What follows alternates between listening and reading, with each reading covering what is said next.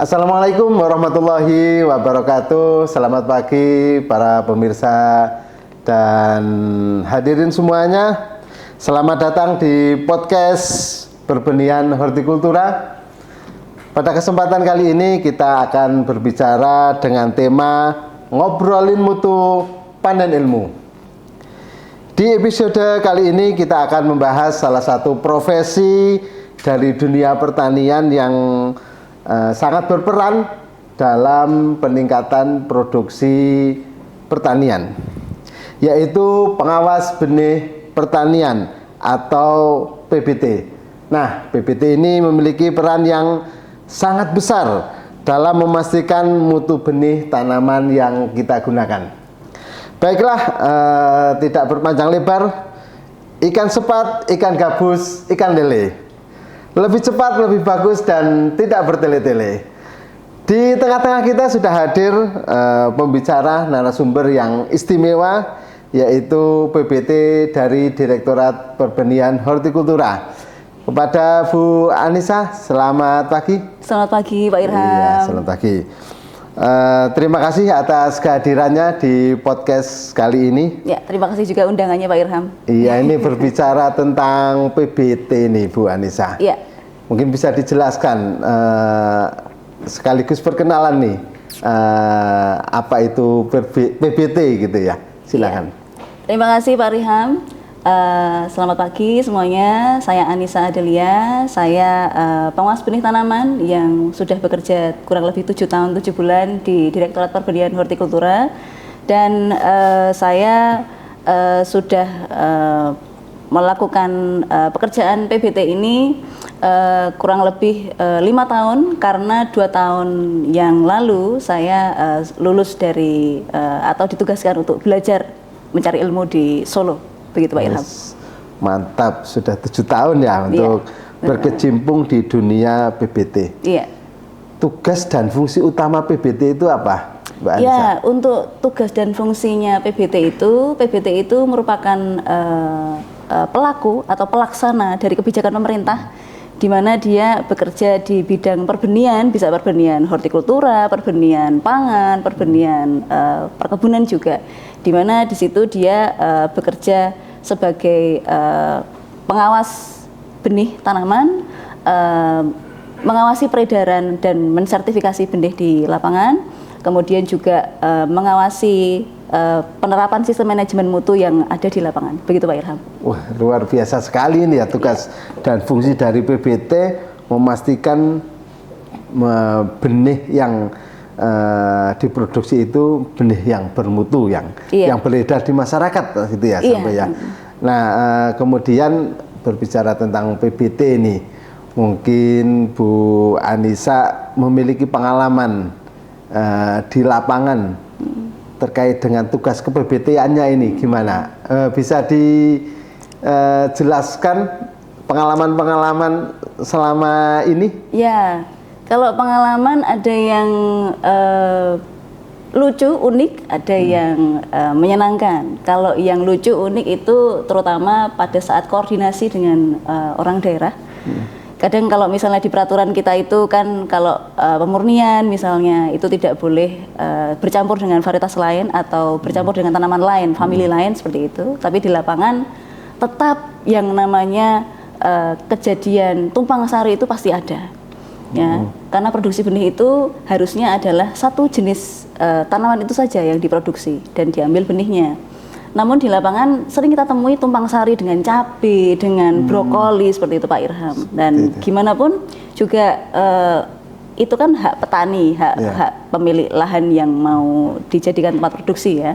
Tapi ya kita juga harus mengedepankan juga kita butuhnya tujuannya apa sih untuk memproduksi benih. Itu salah satu yang kejadian unik, agak-agak ya perlu edukasi lebih lanjut seperti itu untuk seperti itu, daerah. Ya.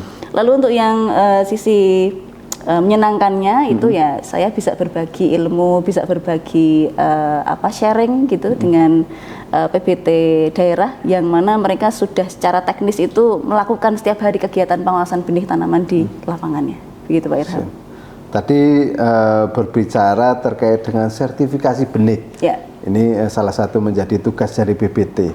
Mungkin bisa dijelaskan tahapan-tahapan sertifikasi benih itu dari awal sampai benih itu jadi lulus uji sampai benih diedarkan ke masyarakat, itu seperti apa tahapannya? Iya, kurang lebih untuk alur sertifikasi itu pertama harus ada permohonan dulu dari produsen benihnya, kemudian nanti PBT juga datang untuk melakukan uji pendahuluan, terus nanti produsennya juga mengisi formulir-formulir yang tersedia di BPSB itu, yang nanti diawasi oleh PBT-nya juga.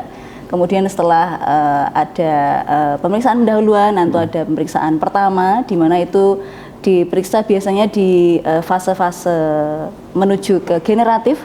Kemudian nanti ada pemeriksaan menjelang panen juga Pak Irham. Di situ kita melihat CVL atau campuran varietas lainnya, itu kita singkirkan. Lalu setelah itu jika sudah dilakukan pemurnian, barangkali nanti diperlakukan atau diperlukan namanya uji coba di lab. Kita bisa melakukan uji coba di lab, misalnya ada perlu daya berkecambah, kadar air, terus kemurnian juga barangkali perlu dicek di situ, kita lakukan di lab di BPSB, ada Pak Irham. Nah kemudian jika sudah nanti dinyatakan lulus sesuai persyaratan teknis minimal yang dipersyaratkan, itu bisa terbit sertifikasinya dan bisa diedarkan. Mantap ini, ternyata alurnya lumayan panjang ini ya, untuk menciptakan sebuah benih yang bermutu, berkualitas. Ini prosesnya tadi dari pendahuluan, penanaman, panen sampai dengan ada proses uji lab juga tadi ya, begitu panjang sehingga bisa menghasilkan benih yang bermutu gitu ya. Kira-kira kalau kita melihat tadi biar masyarakat tahu ini, kira-kira kalau benih bermutu atau benih berlabel itu kriterianya seperti apa itu? Nah, benih bermutu itu biasanya kalau misalnya ditanam itu produktivitasnya tinggi, itu kalau sudah ditanam. Tapi kalau masih dalam sisi pengemasan itu biasanya ada keterangan kadar airnya berapa, daya berkecambahnya berapa, kemurniannya berapa. Itu biasanya untuk benih-benih biji, benih-benih kayak tanaman pangan, kayak padi, terus jagung begitu. Terus kalau untuk benih hortikultura ya cabai gitu, tomat, terong dan lain sebagainya. Tapi untuk yang benih batang itu sementara untuk daya berkecambah, untuk kadar air itu tidak dilakukan pengujian di lab, begitu Pak Irham. Itu ya, jadi untuk para pemirsa dan petani semuanya, kalau mau membeli benih yang bermutu, itu berarti benih yang berlabel ya. Iya. Benih yang berlabel bisa dipastikan bahwa benih itu berlabel, ini mutunya akan bagus gitu ya. Kalau tadi disebutkan untuk benih yang biji gitu ya, sudah tertera gitu ya. Kalau benih yang berupa tanaman, misalnya benih buah gitu, itu gimana masyarakat biar tahu bahwa benih itu bermutu? Ya dari labelnya itu bisa kita cek asalnya dari mana itu jelas, terus misalnya perbanyakannya dari mana, dari cangkok atau dari okulasi, itu tertera jelas di labelnya itu. Iya, tertera jelas. Ada misalnya ketinggian daunnya atau standar minimalnya seperti apa gitu ya, kalau untuk itu. Standar minimal setiap benih itu pasti diatur dalam Kepmentan masing-masing, di tanaman perkebunan ada, di tanaman pangan ada, di tanaman hortikultura juga ada. Sudah sedetail itu ya? Iya, jadi masing-masing punya aturannya masing-masing Pak Irham. Mungkin bisa dikasih contoh kalau benih batang gitu misalnya, itu standarnya seperti apa gitu biar mungkin masyarakat tahu gitu ya. Ya. Untuk benih batang, kalau di PTM Kepmentan Hortikultura itu untuk benih batang, misalnya contohnya pada jeruk itu ada diameternya di situ, diameternya diatur berapa, terus ketinggian dari titik titik tumbuhnya itu berapa gitu. Jadi syarat untuk bisa disertifikasi itu dimulai dari situ, memenuhi PTM tadi. Wes, mantap. Berarti kalau benih itu sudah bersertifikat bermutu, itu pastinya ada jaminan gitu ya, bahwa benih itu akan tumbuh dengan bagus. Iya, nah, harapannya produktivitasnya tinggi begitu Pak Irham. Ya.